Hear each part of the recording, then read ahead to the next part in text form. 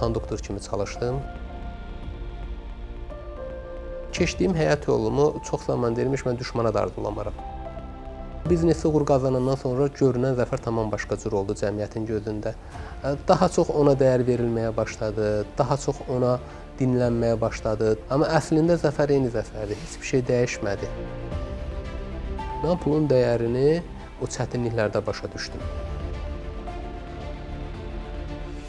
Pul nə qədər problemlərin üstünə örtülmüş, nə qədər çətinliklərin qarşısını alırmış, insanları nə cür dəyişirmiş. Bu çətinlik bizə ayaqsa qalmaq öyrətdir.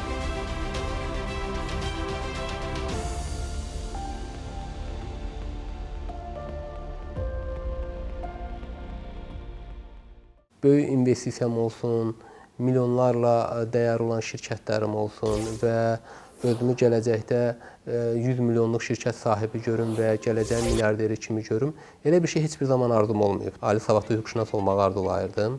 Hətta prokuror çalışmaq istəyirdim. Uşaqlıq arzum bu idi.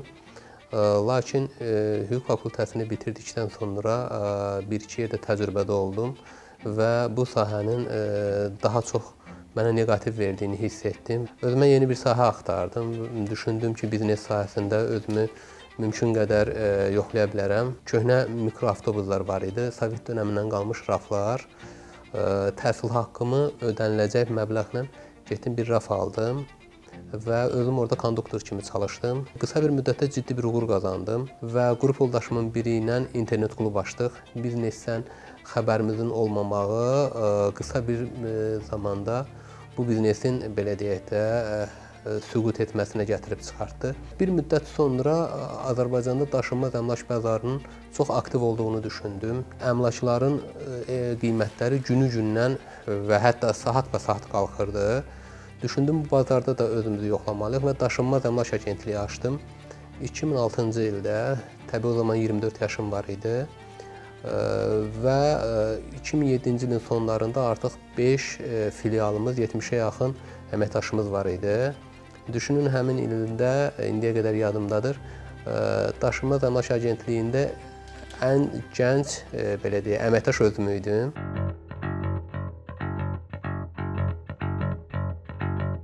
Təcrübəsizlikdən və analiz qabiliyyətimizin düzgün olmamağı zamanla bu sahədə də müəyyən qədər süqutlara uğradıq və bu zaman düşündük ki, daşınmaz əmlakı almaqla bunun təmirinə də ehtiyac var. Bir təmir şirkəti yaratdıq və bir gün Ukraynadan bir təklif gəldi ki, burada da bu sahə ciddi inkişaf eləyir və orada müəyyən bir layihələr götürüb işləmək qərarına gəldik. Bir müddətdən sonra Ukraynada devalvasiya baş verdi. Baxdıq ki, orada da ciddi bir problemlər yaşayırıq. Gətirdiyimiz heyətin əmək haqqını ödəməkdə əziyyət çəkirik. Məcbur olduq, hər kəsi geri göndərdik və çox böyük bir borcumuz oldu. O zaman başa düşdüm ki, həyatda ən böyük rəqəm mənə görə sıfırdır. İnsanın heç bir vəsaitinin olmamağı çox gözəl bir rəqəm imiş, nəinki çox böyük bir borclar olmağı.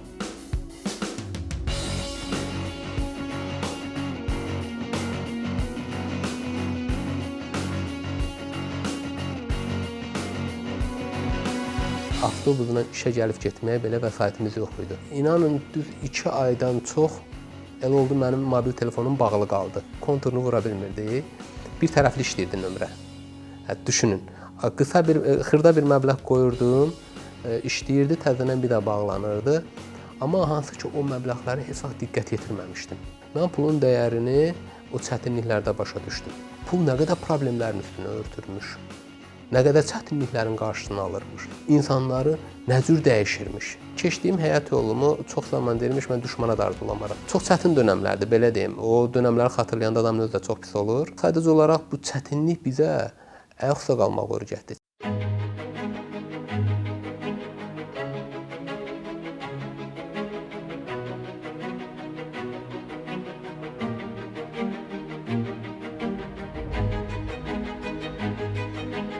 Gəlmişik, ciddi bir borcumuz var, ciddi bir sıxıntılarımız var. Azərbaycanda aldığımız əmlakları satmışıq. İndiyə qədər qazandığımız çəkdiyimiz 7-8 illik əziyyətin hamısı sıfır olubdur. Amma yenə də borclar ödənilmir. Bizim qarşımızda bir tək şansımız var, o da işləmək. Mənim üçün inşaat sahəsini seçmək elə də belə deyim də tam olaraq istəyim üzərindən olmamışdı. Bazarın tələbi üzərindən olmuşdur. Burada fürsət olduğunu düşündüm. İnşaat şirkətini yaratdıq. 2400 manatla yaratmışıq biz bu şirkəti o zaman. Ciddi də borclarımız var idi, amma çalışırdıq. Biznes bizə tamam başqa qapıları açdı. Biznesi uğur qazanandan sonra görünən zəfər tamam başqa cür oldu cəmiyyətin gözündə. Daha çox ona dəyər verilməyə başladı, daha çox ona dinlənməyə başladı, daha çox onu ciddi qəbul edilməyə başladı. Amma əslində zəfər eyni zəfərdir, heç bir şey dəyişmədi. Qazandığımın ən az 10 qatı qədər itirmişəm. Özüm üçün itirdiyim ən böyük dəyər insanlara güvənim olub. Hər qazanılan vəsaitin özü qədər də ağırlığı var. Uğuru qazanmaq məncə çətin bir şey deyil. Uğuru saxlamaq çətindir. Onun üçün hər zaman arzulamışam ki, özümə yetəcək qədər vəsaitim olsun və xoşbəxt həyatım olsun. Huzur dünyada elə bir dəyərdir ki, onu hansısa bir məbləğlə əldə etmək məncə çətindir.